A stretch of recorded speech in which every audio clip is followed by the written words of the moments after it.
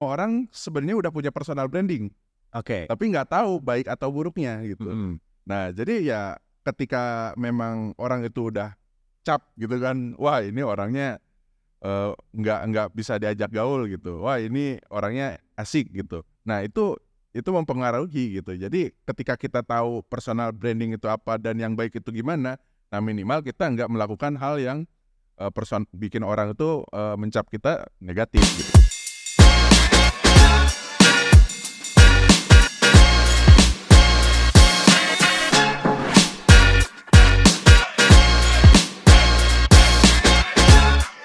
Welcome to Growthcast. Level up your mindset. Hai semuanya, selamat datang di Growthcast, Level Up Your Mindset. Pada episode kali ini, kita akan membahas mengenai personal branding. Nah, personal branding yang akan kita bahas ini sangat menarik karena akan dibahas dari sisi teknis. Nah, terutama buat teman-teman yang developer nih tentunya, personal branding itu bakalan penting banget buat kalian semuanya. Pada episode kali ini kita kedatangan tamu yang sangat spesial, di mana beliau ini adalah orang yang sangat senior di dunia technical, di dunia programming dia udah menjadi suhu, dan saya ingin menyampaikan selamat datang kepada Mas Ugan Sarifudin. Thank you Mas. Oke, Mas Ugan, kita ngomongnya pakai gue lu aja ya, aman ya? Ya aman banget. Aman, oke. Jadi ceritanya kita bakalan lebih kayak ngobrol gitu ya. Oke, Mas Ugan, gimana nih? Saat ini Mas Ugan udah menjadi seorang senior di dunia programming dan menjadi technical lead juga gitu kan. Mungkin boleh nggak diceritain sedikit mengenai pengalaman Mas Ugan seperti apa? Thank you udah invite gua di broadcast Hacktivate ini. Nah, mungkin berbicara tentang background, gua ya sebenarnya nggak punya background education yang formal ya. Karena waktu dulu di SMA itu gua udah kerja sebagai di hardware sebagai technician komputer di satu toko komputer. Nah, waktu itu gua sempat nggak lulus lah SMA-nya, nggak lulus. Terus gua kejar paket C waktu itu karena dorongan orang tua harus punya ijazah SMA, gua tetap harus bisa bekerja gitu. Nah, tapi gua lakukan itu dan akhirnya lulus, dapat paket C, dan setelah itu ya karena gua juga aktif di game online waktu itu, gua punya network dari orang tahu skill set gua sebagai hardware IT gitu kan. Nah, di situ awal karir gua sebagai di-hire sebagai IT support dulu di tahun 2011. Jadi entry point gua tuh sebenarnya dari hardware pada dasarnya gitu. Jadi gue juga nggak nyangka gue bisa kerja kantoran dengan modal network doang gitu kan sebenarnya. Nah, setelah itu selama 3 tahun gue jadi IT support, gue pindah lagi menjadi helpdesk support.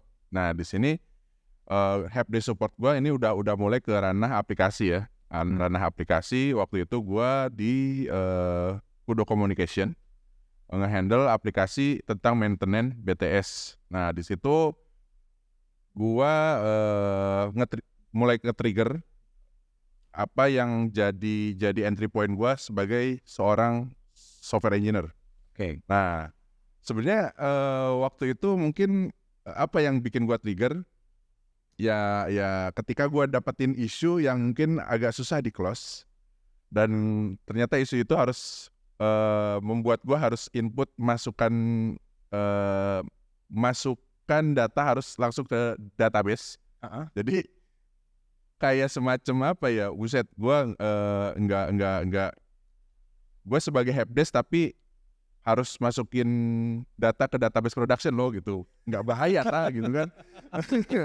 Nah, jadi gue di situ mencoba bergaul dengan teman-teman software engineer yang lain, cuman ya itu nggak ngerti gitu kan, nggak ngerti entry point-nya gimana, nggak ngerti cara masuknya gimana gitu. Nah, akhirnya gue googling, tapi gue juga set goals buat diri gue sendiri supaya mungkin waktu itu goals gue itu adalah gue bikin aplikasi yang bisa dipublish di Play Store. Gitu. Nah, waktu itu gue udah berkomunikasi ke sana sini untuk dapetin masukan. Oh ya udah kalau kayak gitu lu coba aja bikin project lu sendiri gitu. Apa kek terserah yang fun aja. Nah waktu itu yang fun itu adalah gue bikin games. Nah ketika gue bikin games ya mungkin awal-awal struggle karena memang gak ada yang ngajarin, gak ada mentor, gak ada apa. Jadi benar-benar from the scratch gue bikin supaya gue bisa ngebuktiin bahwa gue bisa punya capability sebagai software engineer. Jadi emang gue nggak ngambil jalur sertifikat karena waktu itu memang belum ada bootcamp kan. Ya, Waktu itu belum ada bootcamp, belum ada Hacktivate. Nah kalau misalnya ada Hacktivate gue ambil lah bootcampnya langsung gitu on the spot biar gue jadi software engineer pada saat itu. Nah dalam waktu sebulan gue ternyata berhasil untuk nge-fulfill itu. Jadi gue bikin aplikasi games, dirilis ke Play Store dan langsung di-approve. Nah dari situ gue baru ngobrol ke manajer gue supaya Mas bro ini gue punya games di Play Store, rating dong gitu kan. Nah iseng-iseng. Nah dia tahu gitu, wah lu bisa publish aplikasi ke Play Store ya, kenapa nggak bantu anak-anak ngoding aja malah lu bikin game-game kayak gitu kan. Nah dari situ muncul jalur gua sebagai software engineer tuh masuk lah, itu benar-benar entry point. Jadi bisa dibilang kalau gua masuk ke dunia engineer itu ya accidentally jadinya. Kecelakaan. Tapi kecelakaan yang sebenarnya menguntungkan Ya, ini Wak. menguntungkan. Ya betul. Nah selama itu setelah jadi IT helpdesk kan masuk jadi Android developer waktu itu. Gua dipercayakan sebagai nge-handle project. Jadi learning by doing di situ. Selama 1 tahun gua dipromot lagi jadi team lead. Terus pindah lagi ke company lain sebagai mobile developer lagi. Ya kalau dihitung-hitung perjalanan karir gue selama 4 tahun itu modal jadi Android developer dan juga berakhir sebagai team lead lagi gitu. Nah mungkin entry point yang paling berkesan itu ketika gue masuk di Sprout di tahun 2018. Nah di Sprout ini jadi gue masuk ke Sprout itu sebagai senior software engineer. Nah terus Sprout itu apa? Sprout itu ya mungkin waktu itu adalah startup yang pekerjaannya di bidang membuat startup partnernya gitu. Jadi mungkin agak bingung juga ya, startup yang men-startupkan partnernya gitu. Kita ini startup tapi harus startupin orang lain gitu kan. Jadi ya seperti itu maksudnya. Tapi industrinya itu nggak harus di satu fokus gitu. Misalnya waktu itu kita punya partner dari e-commerce, berarti kita harus bisa supaya meng-startupkan e-commerce tersebut gitu kan. Nah terus juga ada yang partner dari agritech, berarti ya kita harus belajar tentang agritech dan lain-lain. Nah berhubungan dengan teknologi lainnya juga industrinya nggak terbatas gitu. Jadi Terbatas. udah harus mempelajari multi industri sesuai dengan kebutuhan partner kita gitu jadinya. Nah dari situ aku ngerasain karirku makin growth ya, karena memang aku tuh willingness-nya Besar. belajar. Jadi apapun ya ayo kita hajar gitu kan.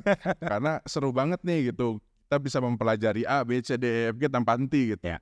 Nah, terus setelah itu ya waktu itu masuk ke ranah COVID ya, tahun 2021 ya. Nah, ketika di 2021 memang lagi benar-benar slowing down dan semuanya juga benar-benar kerja di rumah, nggak ada interaksi lagi gitu. Nah, setelah itu ya aku memutuskan buat masuk ke perusahaan Australia dulu. Nah, ada namanya Extramal Solution. Di situ aku memegang healthcare, terus aplikasi chat buat hospital. Jadi waktu itu pindah ke perusahaan Australia, terus gua megang aplikasi healthcare buat hospital, aplikasinya chat. Dia chatnya itu buat kayak semacam dokter ke nurse, terus nurse ke pasien kayak gitu. Jadi ada hasil ronsen segala macam. Intinya end-to-end encryption lah ya. Nah, tapi gue ngerasa ketika di situ memang kerjanya asik banget, enak banget. Apa yang kita kerjain tuh clear gitu. Ketika kita ngambil tiket, udah tahu apa yang harus dikerjain gitu. Nah, tapi ada yang ngerasa kurang gitu. Kurangnya itu ya gua ngoding biasa dengan teman-teman gitu. Ngoding biasa dengan teman Rame-rame gitu ya. rame-rame, seru-seruan, teriak-teriakan. Kalau ada keberhasilan itu celebrate bareng-bareng Ya. gitu. Jadi feel-nya tuh dapat winning together-nya Ya. gitu. Nah, jadi gua memutuskan di situ untuk stop karena jadi gua kangen sama suasana yang ada di Sprott Ya. gitu. Nah, jadi gue memutuskan balik lagi ke Sprott supaya ya gue dapetin feel itu lagi. Itu lagi ya. Dan kebetulan memang pandemi sudah berakhir waktu itu kan. Nah, jadi gue memutuskan balik lagi ke Sprott sampai sekarang ya bersyukur gue tetap bisa naik. Dan sebenarnya di akhir tahun 2023 di start baru 2024 ini gue baru dipromot jadi Head of Engineer di situ. Yap. Itu sih ceritanya. Oke. Cukup panjang ya. Gak apa-apa, justru karena itu sebenarnya yang sebenarnya menarik itu adalah cerita Masugan yang udah melanglang buana kemana-mana sampai akhirnya kemudian ya balik lagi ke tempat yang Masugan yang membuat Masugan merasa nyaman gitu di situ gitu. Meskipun ya sebenarnya pekerjaannya ya sama aja gitu kan, kita buat aplikasi dan segala macam, tapi ya feel yang tadi Masugan ceritain gitu ya, bisa happy bersama, keberhasilannya bareng-bareng gitu. Itu yang mungkin ya bisa jadi hal yang teman-teman mungkin di luar sana juga cari ya kalau misalnya kalian nyari perusahaan gitu. Nah, nih aku mau tarik undur ke topik kita nih mengenai masalah personal branding. Tadi Masugan bicara tentang, Masugan bilang kalau misalnya Masugan tuh awalnya tuh sebenarnya punya network. Dan di situ everybody knows your skill set. Nah, ini menarik karena kita ngebahas personal branding kan. Dari Masugan sendiri sebenarnya apa sih itu personal branding, dan kemudian seberapa penting sih si personal branding ini terutama untuk seorang developer? Oke, personal branding. Jadi menurut gua personal branding itu adalah how you present yourself to your audience.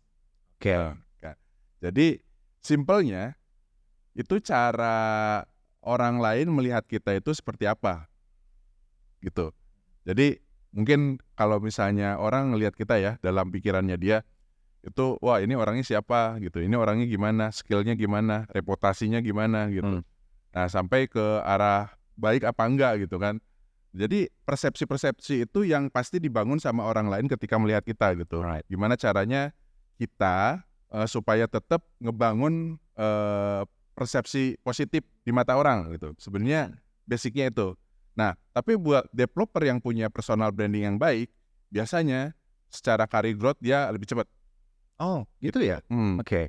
Nah, contoh karena developer yang punya personal branding yang baik, ya dia bisa lebih menonjol daripada siapapun, bisa dipercaya dibanding siapapun, ya bisa diketahui oleh orang lain, dia itu ya berbeda gitu. Ya. Jadi ya why not gitu, dia yang kita pilih gitu. Untuk jadi selanjutnya gitu kan. Nah, berbeda dengan halnya engineer yang mungkin dia punya expertise biasa aja, nggak mikirin masalah personal branding gitu kan. Dia mungkin bisa diterima di company mana aja ya. Jadi selama lolos tes, selama interviewnya itu lolos gitu, dia semua orang bisa melakukan itulah gitu. However, everyone can be a players, but not everyone can be a winners, right? Benar. Jadi kalau misalnya lo main bola pun ya pasti cuma ada satu orang pemenang, ada juara satu, mungkin juara dua, juara tiga sama. Nah, kita juga di dalam dunia kerja juga sama, kita berkompetisi dengan semuanya gitu. Makanya kita harus bisa jadi yang terbaik di dalam satu persona ketika orang lain memandang kita gitu. Nah, itu sebenarnya menurutku pentingnya personal branding yang baik. Ya, karena tanpa ada personal branding yang baik tentunya mau kerjaan lu sebagus apapun ya kalau nggak ada yang lihat ya juga percuma. Betul. Ya, Nah, ada juga sebenarnya gini, ketika personal branding yang baik itu, kita kan nggak cuman mudah diterima perusahaan manapun ya. Ya. Nah, tapi juga membuat perusahaan tersebut mempunyai value lebih dengan keberadaan kita gitu kan. Nah, banget. jadi kalau nggak ada kita, wah value perusahaannya jadi turun karena nggak ada kita gitu. Ya satu hal yang menarik kayak Sprout dikenal, oh itu ya tempatnya Mas Sugan kerja ya gitu kan. Bener. Kan bener kan kayak gitu kan. Nah, oke, mungkin gue masuk ke pertanyaan yang selanjutnya ya. Jadi kalau misalnya ngomongin tentang personal branding dan tadi ya kan nggak cuma ngomongin tentang ya lo harus bisa ningkatin technical skill lo terus-terusan gitu kan. Terus juga ya emang sih kalau misalnya hasil kerjaan kita bagus ya orang juga ngelihat kerjaan kita bagus juga sih sebenarnya. Cuma kan pasti ada cara lain lah selain apa technical skill kita yang kita tingkatin, pasti ada cara lain untuk bisa kita personal branding. Kalau misalnya dari Mas Sugan, apa kira-kira ada cara lain nggak selain dari technical skill itu? Oke. Mungkin kebanyakan techis itu atau ya software engineer developer itu dia pasti selalu concern dengan hard skill yang harus kita asah terus. Right. Kita fokusnya di situ terus sehingga memang kita tahu pentingnya hard skill itu. Tapi menurut gua hard skill dan soft skill itu harus balance. Jadi ada kasus lah ketika orang yang memang menurut gua jago apapun yang dia kerjakan bisa terus, tapi gara-gara soft skill-nya kurang, di mata orang itu orang kerjaan apa yang dia kerjakan itu kurang dihargai. Kayak malas kah sama dia gitu? Enggak sih, sebenarnya enggak malas juga, enggak apa juga, cuman mungkin cara berkomunikasinya kurang, terus cara bergaulnya kurang. Nah, hal-hal yang itu yang membuat orang lain pandangannya ya bukan ke hasil kerjaannya, tapi malah ke orangnya gitu. Jadi bias ke individunya instead ke resultnya. Iya, dan masalahnya adalah semua orang sebenarnya udah punya personal branding.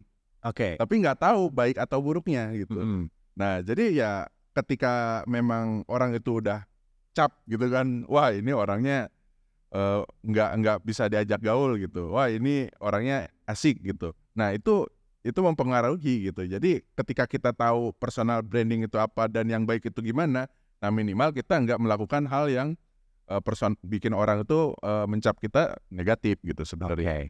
Nah itu yang pertama. Jadi kenapa balik lagi ke soft skill dan hard skill, dan apa itu soft skill? Nah soft skill itu kan sebenarnya banyak ya indikatornya. Bisa dari cara komunikasi, bisa dari cara kita berkomitmen, interaksi apapun ke kolega kita yang membuat kita produktif lah. Itu soft skill. Nah ketika orang punya skill yang tinggi gitu, tapi soft skillnya rendah, nah yang kelihatan yang rendahnya. Dan begitu juga sebaliknya, orang soft skillnya tinggi dan hard skillnya rendah, ya mungkin bisa dibilang omong kosong mungkin ya. Jadi wah lu jago ngomong gitu kan. Nah itu juga, jadi menurut gua harus tetap balance karena soft skill itu yang menunjang kemampuan lu untuk ya diketahui gitu. Nah itu yang pertama. Terus soft skill itu kan sebenarnya bisa dipelajari juga gitu. Jadi kita jangan harus fokus mempelajari hard skill, tapi soft skill juga tetap kita harus asah, cara kita berkomunikasi, cara kita meyakinkan orang, cara kita negosiasi. Itu menurut gua penting karena hal-hal yang tersebut yang bisa menunjang karir lo bisa menjadi lebih baik sih gua. Nice banget. Nah, ini kalau ngomongin tentang personal branding itu sendiri, medianya kan banyak. Kalau tadi Mas Sugan cerita, ya memang Mas Sugan punya komunitasnya pada saat itu dan bisa kayak kalau di kantor punya orang atau punya atasan yang bisa Mas Sugan kasih tahu gitu. Ini loh hasil game gua gitu. Ini loh hasil kerjaan gua. Nah, di zaman sekarang yang penuh dengan media sosial gitu, menurut Mas Sugan sendiri, kalau misalnya seorang developer bisa membangun personal brandingnya di digital di dunia sosial media itu kayak gimana menurut Mas Sugan? Oke. Mungkin pertama kita tetap harus back to basic mungkin ya, sebelum kita ke sosmed, sebelum kita ke komunitas. Tapi yang paling penting adalah circle kita. Nah, pertama itu adalah apakah circle kita itu benar-benar membuat kita improve. Terus yang kedua, apakah circle kita itu menunjang kehidupan kita gitu. Nah, kalau kita masih belum nemu circle yang seperti itu, kita harus bisa perbesar coverage-nya. Oke. Nah, berarti kan gue harus udah mulai publish di sosmed, gue harus mulai aktif di komunitas, gue harus mulai coba bikin portofolio yang bagus gitu, agar gue punya circle-circle ketika gue masuk ke lingkungan yang baru itu dapat circle yang sesuai dengan kriteria gue gitu. Nah, ketika gue udah masuk di circle seperti itu, berarti kan gue harus bisa buktiin bahwa gue tuh bisa membuat hal positif di lingkungan ini gitu. Dan juga sebaliknya, gue bisa dapetin hal yang positif di lingkungan ini gitu. Nah, jadi bukan yang dipikirin itu bukan harusnya di sosmednya kah, di komunitasnya kah, depends. Lu udah punya circle yang baik apa belum gitu. Kalau lu belum punya, ya lu cari gitu supaya ngembangin caranya gimana. Lu bisa publish di sosmednya, di community-nya. Bahkan menurut gua di LinkedIn juga adalah cara yang efektif buat lu bisa nge-expose diri lu sebagai personal branding yang baik gitu. Ya menurut gua itu sih. Oke. Nah, itu ngomongin tentang circle tadi nih gitu kan. Tadi Mas Sugan sempat bilang kalau misalnya kalau lu belum punya ya lu harus expand your coverage gitu kan. Lu harus bisa cari circle lu sendiri. Yang jadi permasalahan itu kan saat ini adalah banyak teman-teman yang mungkin saat ini belajarnya masih otodidak, nggak tahu harus ya gue mesti nyari coverage, gue mesti nyari circle gue kemana nih gitu kan.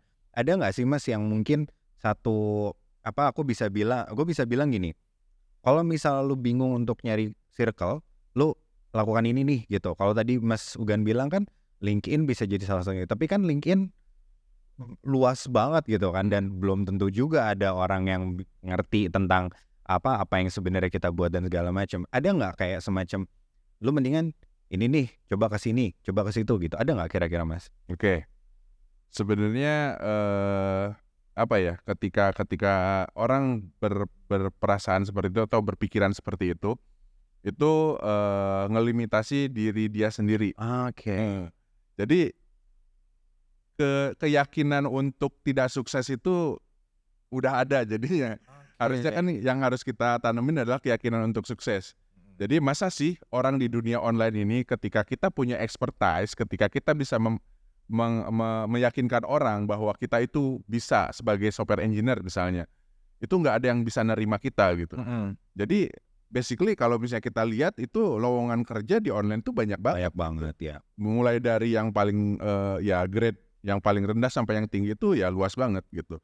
Jadi walaupun orang nggak punya pengalaman, nggak punya circle, ya coba aja kita apply di tempat manapun gitu kan, untuk ngebuktiin bahwa gua tuh memang software engineer gitu. Terus ketika gua udah tahu di tempat itu mungkin gua nggak growth atau apa, ya udah gua cari lagi circle yang mungkin di company lain gitu kan. Contohnya ada yang company lain bisa meningkatkan karir gua, skill gua gitu. Terus plus buat dia, plus buat gua gitu. Nah, tapi kalau misalnya ngerasa ketika pindah di tempat lain ternyata nggak kayak gitu, ya bisa aja pindah lagi ke tempat lama kan, gitu kan? Ya sama gitu halnya kayak gitu. Iya, Jadi nggak usah khawatir lah, maksudnya kita nggak diterima kerja atau gimana, tapi yang penting kita harus bisa buktikan dulu aja dan mau mencoba kan.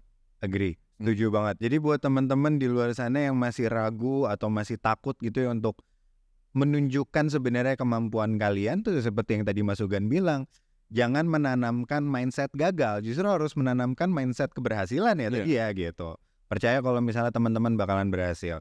Nice, thank you banget Mas Ugan. Nah, ini ngomongin balik lagi ke personal branding ya, aku balik lagi ke personal branding.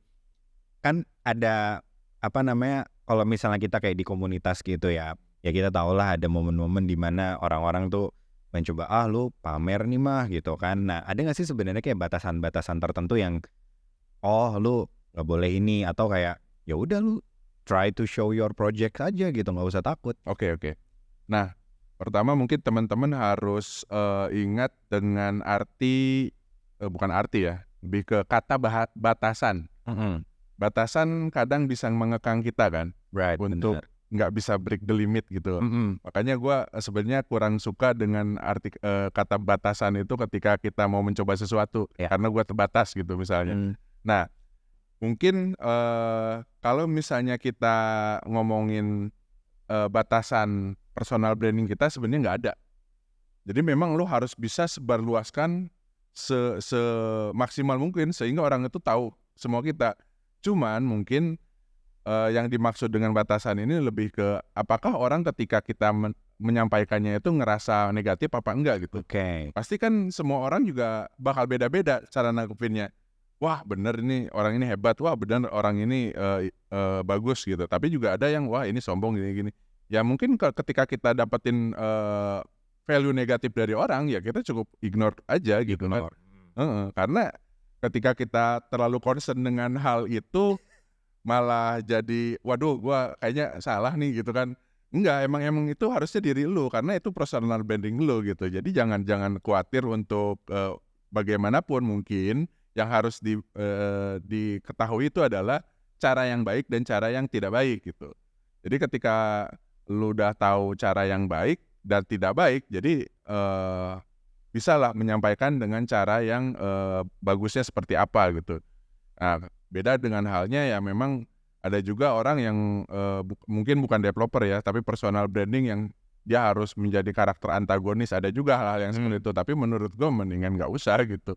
Mendingan kita menjadi karakter-karakter yang baik supaya kita confidence untuk menyampaikannya ya udah baik-baik aja gitu di luarnya gitu. Ya, dan gue rasa juga sebenarnya mendapatkan feedback itu adalah sesuatu yang baik juga kan. Pada Betul. saat orang memberikan kita feedback tentang suatu maybe kita ngepost something gitu, terus habis itu orang ngasih feedback ke kita, justru kan sebenarnya kita belajar untuk menerima feedback, ya kan, terus belajar untuk mereply atau membalas feedbacknya tersebut gitu kan. Dan menurut gue sebenarnya sih menarik ya kalau misalnya orang-orang justru memberikan feedback yang real gitu ya, dan kita akhirnya tahu, oh kayak tadi Mas Sugan bilang, nih kayaknya gue salah deh kalau ngomongnya kayak gini, mungkin kata-katanya harus diubah gitu kali ya. Iya. Nah mungkin hal-hal yang seperti itu yang perlu kita perbaiki, tapi ya yang paling penting itu adalah jangan sampai feedback itu mempengaruhi mental kita aja gitu. Nice, oke. Nah ngomongin tentang personal branding dan Mas Sugan sebagai seorang technical lead di Sprout, ya tentunya kan Mas Sugan pasti ngajarin dong teman-teman untuk ya lu harus show off your project, lalu harus bisa nunjukin pada dunia bahwa kalian adalah seorang software engineer yang baik gitu kan. Nah, bagaimana Mas Sugan bisa mengajarkan atau bagaimana prosesnya Mas Sugan kemudian bisa mewarisi lah si personal branding mindset ini ke dalam timnya Mas Sugan sendiri di Sprout? Jadi sesuai dengan motto Sprout sebenarnya, growing and moving together. Mantap. Jadi gua perlu bisa ngebuat tim member gua itu supaya growing dan moving together. Nah, ada beberapa poin lah, kayaknya ada 3 ya. Jadi yang pertama itu biasanya gua melakukan one-on-one dengan tim gua. One-on-one itu pasti individually. Gak mungkin satu tim gua speech, orangnya dia harus diperlakukan yang sama gitu. Enggak, pasti tiap orang itu punya beda-beda karakternya. Jadi gua harus bisa heart to heart buat talking sama mereka. Gua harus bisa kasih tahu kurangnya apa, lebihnya apa, biar dia bisa lebih pede untuk nge-exploit kelebihannya gitu. Nah, ketika dia udah pede dengan kelebihannya apa, ya mungkin cara-cara dia menyampaikan atau misalnya ada yang sesuatu yang menurut dia nggak pede, itu harus bisa dibuang sejauh-jauhnya lah ya. Jadi jangan sampai yang ditonjolkan itu weakness lo, jadi sehingga lo bikin nggak pede, tapi yang ditonjolkan itu strength lo, biar lo pede gitu. Nah mungkin hal-hal yang seperti itu ketika one-on-one, biar mereka tujuannya lebih improve secara soft skill. Nah ada juga kegiatan yang improve secara hard skill itu ya di Sprout ada yang namanya tech session. Oke. Nah tech session itu kita biasanya sharing teknologi update buat teman-teman teknologi, memang sifatnya kumpul-kumpul. Nah karena ini memang bisa dikonsumsi buat semuanya gitu kan. Nah terus juga kita ngehandle di dalam tech session itu ya kita nggak cuman update tentang teknologi, terus sharing tentang teknologi, tapi juga sharing tentang kesulitan kita ketika membangun project atau isu-isu yang lagi terjadi gitu. Nah selain juga di tech session, nah karena balik lagi Sprout itu growing and moving together, kita juga mengencourage orang yang pengen dapat sertifikasi. Oke. Jadi ketika malah kita mungkin mewajibkan juga ya 1 tahun, pokoknya lu harus sertifikat apa kan. Jadi kayak gimana ya, mindsetnya tuh ketika kita ngelihat orang itu jalan di tempat gitu, ya gua harus bisa kayak ayo jalan ayo gitu. Gerak sendiri kan dilihat ya. Semua gerak. Ya. Jadi kita punya sama-sama mindsetnya mungkin lebih ke kompetitif semua gitu kan, biar semuanya bisa jadi winner gitu sebenarnya. Jadi nggak ada yang lose di belakang gitu, harus sama-sama gerak semua gitu, jangan sampai ketinggalan. Nah itu yang menurut gua dilakukan di Sprout saat ini. Nice banget. Nah ini sebenarnya ini juga mungkin salah satu yang dirasakan baik gue pribadi dan juga teman-teman yang lain gitu ya. As a developer kita seringkali punya tendensi untuk malu gitu loh. Kita apa namanya kayak embarrass gitu terhadap kayaknya ada banyak yang lebih jago daripada gua gitu kan. Terus kemudian kayak ya malu aja untuk ngomong untuk sharing gitu kan mengenai apa yang sebenarnya kita bisa gitu. Bahkan sekedar kayak ngomong di depan umum aja itu seringkali kita merasa malu dan gagap gitu untuk bisa melakukan hal itu. Nah, apakah itu dari Mas Sugan sendiri, apakah itu salah satu yang challenge terbesar yang Mas Sugan hadapi gitu pada saat ngomong heart to heart sama tim membernya, atau apa yang atau mungkin ada challenge yang lain yang mungkin Mas Sugan hadapi? Oke. Ya, basically most of software engineer atau orang-orang yang di dunia tech itu generalnya pasti introvert, terus mungkin nggak pede kalau ngomong sama orang. Terus juga ada yang namanya impostor syndrome gitu. Ya, impostor syndrome. Gua ngelakuin something tapi orang nggak ngelihat itu. Nah itu hal-hal yang itu kita harus mulai sadar sebenarnya. Sebenarnya yang pertama itu sadar dulu gitu. Sadar dulu ketika lu nggak speak up, lu nggak akan orang lain nggak bakal ngelihat lu gitu. Right. Nah, cuman masalahnya adalah gimana cara kita speak up. Nah, speak up itu nggak harus dinilai orang sebenarnya. Oke. Speak up itu adalah menyampaikan masalah penilaian orang, dia nggak usah dipikirin gitu. Yeah. Wah, lu ngasih omongan tapi kok gini, ya gue menyampaikan apa adanya gitu. Ini kerjaan gue gitu, bukan ini hal yang negatif. Ketika memang apa yang secara sampaikan gue itu ada sesuatu yang nggak enak, ya tolong kasih tahu aja gitu kan. Sebenarnya halnya sesimpel itu gitu. Ketika kita takut something dan orang lain, wah orang itu ngomongnya kok aneh gitu, ya nggak apa-apa gitu. Bukan jadi malah makin down lagi, tapi justru untuk diperbaiki gitu. Ketika orang agak susah menyampaikan itu wajar, adalah proses pembelajaran kan. Ketika kita speak up, tapi lama-lama juga akan biasa kok, akan bisa kok gitu. Yang penting kita mulai aja dulu untuk ngomong gitu. Nanti juga kebiasaan gitu. Nah, kayak gitu sih menurut gua. Ya, jadi coba dulu, biasain gitu. Ntar juga nggak bakal keluar pikiran-pikiran kayak gitu. Kayak kalau misalnya gue bisa bilang repetisi itu ya. Melakukan lakuin aja gitu ya, lu ngomong aja dulu gitu kan. Ya itunya belakangan lah. Tapi masalahnya adalah ketika ngomong itu nggak mau start kan. Maksudnya nggak tahu startnya gimana gitu. Jadi ada istilah gini ya. Bisa karena terbiasa, biasa. Oke. Bisa yang kalau kita paksa itu baru luar biasa. Jadi memang harus dipaksa aja gitu. Buat bisa itu harus dipaksa gitu. Jangan takut atau gimana gitu. Ya gitulah. Iya, berarti ya paksain aja diri lu sendiri buat bisa gitu. Paksain buat hal buat mulai. Gitu. Iya, benar. Sip. Nih tips yang luar biasa banget nih. Ini luar biasa banget pokoknya buat teman-teman. Nah, aku mau bahas ke Mas Sugannya langsung deh. Karena sebenarnya kan dari tadi kita ngomongin tentang hal yang general gitu kan, dan kita nggak ngebahas mengenai apa yang dilakukan sama Mas Sugan untuk personal brandingnya. Boleh nggak sedikit sharing ke kita juga sama ke audience juga gitu, bagaimana sih kemudian Mas Sugan melakukan personal brandingnya, terus kemudian apa impact yang Mas Sugan rasakan sendiri gitu dari personal branding yang Mas Sugan Oke. lakukan? Ya mungkin cara gua ngebuat personal branding gua buat diri gua gitu kan ya. Jadi gua itu sebenarnya memegang teguh yang namanya power. Power itu bukan singkatan sih, pecahan kata gitu kan. Oke. Pecahan huruf. P-nya itu profesional. Oke. Jadi gua harus bisa profesional ketika gua bekerja dimanapun. O-nya itu ownership. Gua harus punya ownership atau rasa kepemilikan ketika gua bekerja gitu. Jadi kalau misalnya gua dihadapkan sesuatu, pasti itu gua anggap sesuatu kepemilikan gua, karena ya kalau udah kita memiliki, gua nggak mau itu kotor, gua nggak mau itu rusak atau gimana, gua pasti pengen yang ini tuh bagus gitu.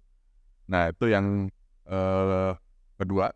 Terus yang ketiga itu willingness. Nah willingness itu ya kita harus mau jadi apapun selama itu positif. Nah yang gua bilang itu, makanya gua bilang agak kurang suka dengan kata-kata terbatas gitu. Nah yang gue pengen itu ya gue limitless gitu, gue bisa jadi apapun tanpa ada batasan gitu. Karena dengan willingness ini ya gue punya kemauan besar untuk break the limit. Ketika gue udah level 99 kayaknya limitnya lah. Kalau bisa break lagi gitu jadi level 100. Kalau perlu rebirth lah kalau di game gitu kan. Nah itu ya kayak gitu. Nah terus E-nya itu apa? Empati. Empati itu menurut gue penting karena gue bisa ngobrol dengan orang itu memang dasarnya itu kan harus empati gitu. Gue harus bisa merasakan perasaan dia juga harus bisa merasakan perasaan gue, biar gue ngomongnya itu heart to heart, nggak cuman sebatas say hi doang gitu apa gitu, sehingga nggak terjadi bonding yang bagus ketika gue nggak pakai empati itu kayak gitu kan. Kalau misalnya ngomong sejelek apapun, ngomong sebagus apapun, kalau kita udah bonding, ya udah pasti aja. Gak bakal ada namanya unsur sakit hati gitu ketika kita empati gitu. Nah, terus yang kelima ya berarti ya R itu adalah resilience. Resilience itu tahan banting kan, tahan banting dengan segala push dari sana sini. Kalau dibanting itu tetap kokoh gitu kan. Jadi kita harus bisa punya mental yang mungkin bisa dibilang tahan banting, karena pada dasarnya ketika kita tahan dengan push dari manapun gitu, kuat untuk menerima negatif feedback atau apa, itu nggak usah ngedown gitu. Ya berarti kita bisa tetap tegar dan kita tetap bisa fokus untuk menjalankan apa yang kita fokuskan gitu. Nah ibarat apa ya, waktu itu buat sebenarnya yang resilience itu terinspirasi dari Dragon Ball. Oke. Ya jadi kenapa ketika Goku itu dihajar sama musuhnya sampai wah gitu kan, sampai dia lemah, tapi dia bisa menjadi kuat lagi gitu. Karena dia punya resilience yang baik. Jadi ketika dia udah masuk ke titik yang terendah, dia bisa break the limit gitu, masuk lagi ke atas gitu.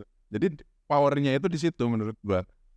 Nah, dan mindset seperti itu menurut gua bisa menghasilkan unlimited power. Nah itu, ya mungkin itu sih ya mindset gue gitu, cuman megang dengan power ini gitu. Menurut gue justru itu satu hal yang gak banyak orang yang punya loh Mas, dan gue rasa apa ya gue bersyukur ya lo bisa datang ke Growthcast kali ini dan bisa sharing tentang power tadi gitu, karena memang gue rasa gak banyak orang yang punya mindset untuk bisa bilang okay, this is the principle that I will hold gitu kan, apapun yang terjadi ya ini tetap prinsip gua gitu. Kalau misalnya Mas Sugan tadi ya power tadi gitu kan, 5 hal tadi gitu, dan ya gua harap nanti teman-teman di luar sana juga punya mindset yang ya mungkin terinspirasi dari Goku juga ya gitu. Punya resiliency gitu kan. Segala sesuatu pasti ada pelajaran. Iya udah. Anime juga gitu. Iya setuju banget ya, bahkan dari Kaioken-nya ya. Tahu-tahu Super Saiyan 3 kan gitu. Nice. Oke. Nah, itu yang sebenarnya kita maksudkan pada saat ngomongin tentang mindset, dan tadi Mas Sugeng cerita tentang mindset power ya. Nah, aku mau balik lagi ke masalah impact nih gitu kan. Dari mindset power tadi, apa impact terbesar yang kemudian Mas Sugeng rasakan? Ya mungkin yang paling berkesan buat Mas Sugeng gitu di dunia kerja. Oke.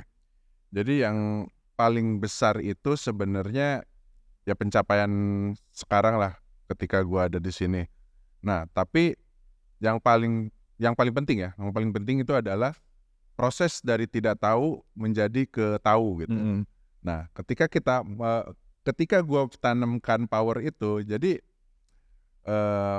yang bisa tadi 1 detik sebelumnya itu nggak tahu, setelah detik berikutnya itu jadi tahu gitu. Jadi proses tidak tahu ke tahu itu cuman butuh waktu doang, just matter in time aja gitu.